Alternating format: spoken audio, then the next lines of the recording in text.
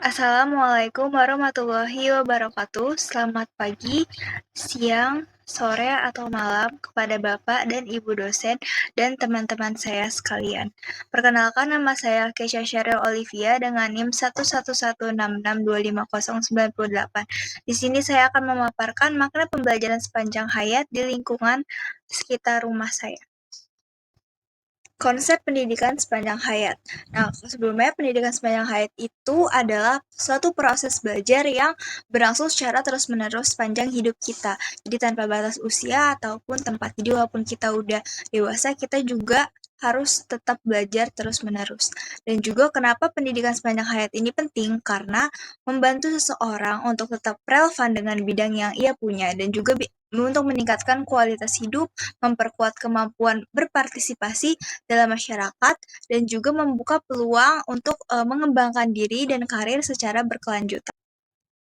Di sini saya memberikan contoh nyata dari hasil observasi saya kemarin mengenai kelompok UMKM. Pemilik UMKM ini bernama Ibu Dwi Setiawati. Ibu Dwi adalah seorang ibu rumah tangga yang menjual berbagai macam kue seperti kue basah, kue kering, adapun makanan ringan dan dessert seperti donat dan mango seno. Ibu Dwi berjualan secara online dari rumahnya yang berdomisili di Jalan Batu Wadas nomor 84F, Batu Ampar, Jakarta Timur. Ibu Dwi mempromosikan jualan ini lewat status WhatsApp-nya ataupun menawarkan langsung kepada tetangga atau teman dekatnya. Tantangan utama yang dihadapi sama Bu Dwi ini nggak jauh dari pendapatannya yang menentu. Jadi kalau lagi rame pesanannya bisa membludak, dan kalau lagi sepi pesanannya sedikit. Bisa Bu Dwi pernah tidak mendapatkan pesanan sama sekali karena lagi sepi-sepinya. Biasanya kalau lagi rame itu kayak lagi hari-hari besar, kayak lagi lebaran atau natalan, itu yang membuat pesanannya membludak. Usaha untuk mempertahankan rasa dan kualitas produk yang Bu Dwi jual itu dengan mengikuti kursus pembuatan kue. Jadi Bu Dwi belajar terus-menerus agar kualitas dan rasanya tidak menurun dan tidak berubah. Bu Dwi juga belajar cara yang inovatif dan efektif untuk mempromosikan produknya secara digital. Dengan begini, kolaborasi dan solidaritas terlihat dengan dukungan dari tetangga dan teman dekat yang membantu melariskan atau membeli produk dari dagangan Ibu Dwi dalam jumlah yang besar. Jadi ini nunjukin nilai gotong royong dan learning to life together dalam komunitas UMKM Bu Dwi ini. Selanjutnya, 4 dimensi dalam pembelajaran sepanjang hayat. Yang pertama, learning to know, suatu proses untuk memperoleh pengetahuan dan pemahaman.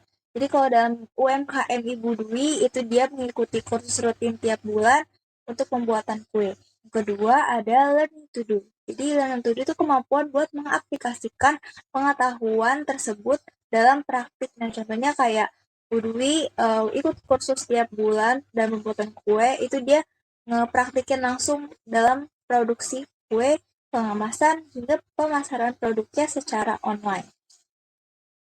Yang ketiga, learning to be. Jadi learning to be itu lebih mengarah pada kepembentukan identitas sama karakter diri kita sebagai pelaku usaha. Nah, kalau dari pengalaman Ibu Dwi itu kelihatan banget gimana rasa percaya diri tumbuh seiring dengan kemampuannya buat ngejalanin usahanya secara mandiri. Jadi ngenakanin lebih ke rasa percaya diri, tanggung jawab, sama profesionalitas seseorang buat siap menghadapi tantangan di dunia kerja.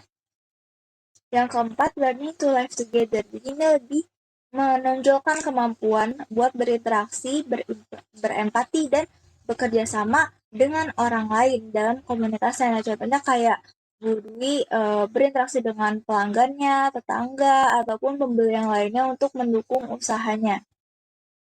Selanjutnya hubungan teori dan dampak. Yang pertama itu ada konteks sosial. Jadi Ibu Dwi ini aktif banget buat ngebangun jaringan komunikasi dengan pelanggan ataupun tetangga. Jadi komunikasi yang terjalin tuh nggak hanya tentang transaksi jual beli juga, tapi juga saling mendukung dan bergotong royong buat memperkuat ikatan sosial dalam komunitas. Jadi tetangga dan teman dekat Ibu Dwi ini ngebantu dan ngedukung Bu Dwi dengan membeli produk dagangan yang Ibu Dwi jual. Nah, ini masuknya ke dalam teori sosial kapital.